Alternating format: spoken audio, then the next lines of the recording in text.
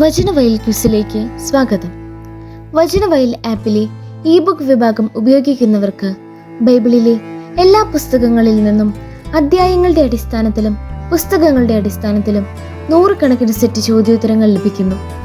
എല്ലാത്തരം ബൈബിൾ ക്വിസുകൾക്കും പഠിക്കുവാനുള്ള ഉത്തമ പഠന സഹായി വചനവയൽ ആപ്പ്.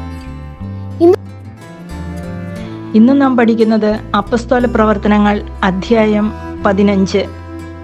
ഒന്നാമത്തെ ചോദ്യം: ആദ്യത്തെ സൂനഹദോസ് നടന്നത് എവിടെ?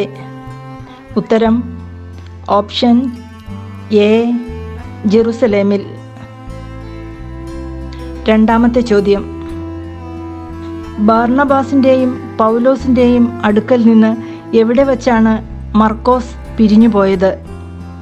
ഉത്തരം: ഓപ്ഷൻ ബി, പാംഫീലിയായിൽ. മൂന്നാമത്തെ ചോദ്യം: ഹൃദയങ്ങളെ അറിയുന്ന ദൈവം നമുക്ക് എന്നതുപോലെ അവർക്കും പരിശുദ്ധാത്മാവിനെ നൽകിക്കൊണ്ട് അവരെ അംഗീകരിച്ചു. ഇത് പറഞ്ഞത് ആര്?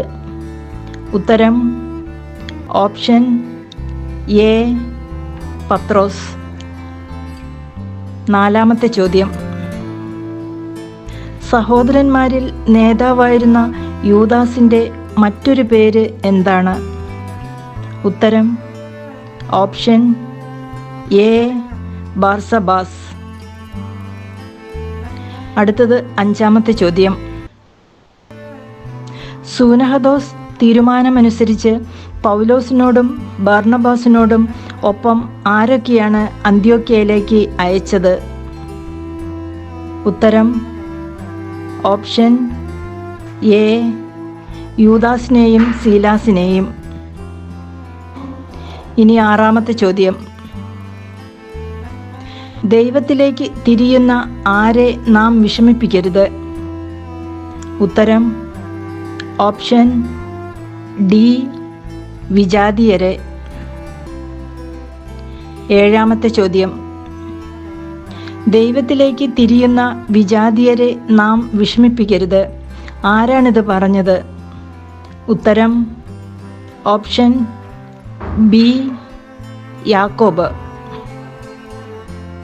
എട്ടാമത്തെ ചോദ്യം: മോശയുടെ നിയമമനുസരിച്ച് രക്ഷ പ്രാപിക്കാൻ എന്ത് ചെയ്യണം എന്നാണ് യൂദയായിൽ നിന്ന് വന്നവർ ജനത്തെ പഠിപ്പിച്ചത്?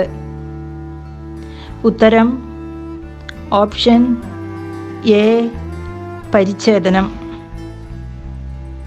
ഇനി ഒമ്പതാമത്തെ ചോദ്യം: പൗലോസിനോടുള്ള അഭിപ്രായ ഭിന്നത മൂലം ബാർണബാസ് മർക്കോസിനെ കൂട്ടി എവിടേക്കാണ് കപ്പൽ കയറിയത്?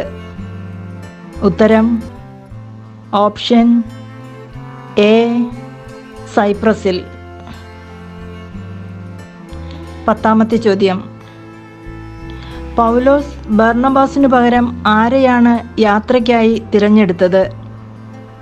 ഉത്തരം: ഓപ്ഷൻ എ, സീലാസിനെ.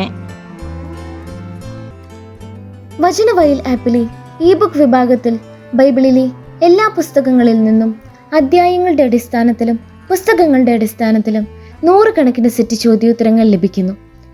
എല്ലാത്തരം ബൈബിൾ ക്വിസുകൾക്കും പഠിക്കുവാനുള്ള ഉത്തമ പഠന സഹായി വചനവയൽ ആപ്പ്.